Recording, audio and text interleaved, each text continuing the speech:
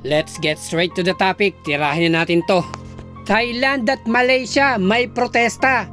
Mga foreigner daw player ng Gilas Pilipinas sa pagbubukas ng SEA Games sa unang laban ng Gilas.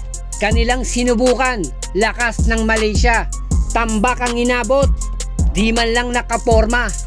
Inaakalang mahina, inipon lang ang lakas. Kahit pa tinagpas, ilang matitikas sa Gilas.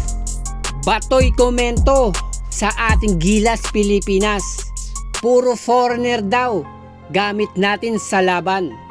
Bobby Ray Parks, Matthew Wright, Robert Bolick, Poy Eram, Abo Trotter, Justin Chua, at itong Sepe Sumal. Mga hindi katagang Pilipino, kanilang pangalan, pero sa kanilang ugat merong nananalaytay. Tagalog ang wika, palaban habang nasasaktan. Lalaban ng parehas, kalaban may mandaraya. Akala nila'y nakaisa na, siyang host country na Thailand. Yung sadya nilang pinahina na Gilas Pilipinas. Nakaunti lang ang salita, ngunit sa labay ilalabas. Lakas nitong Gilas na hindi nila inakala. Tila may pagsisisi naman itong Thailand.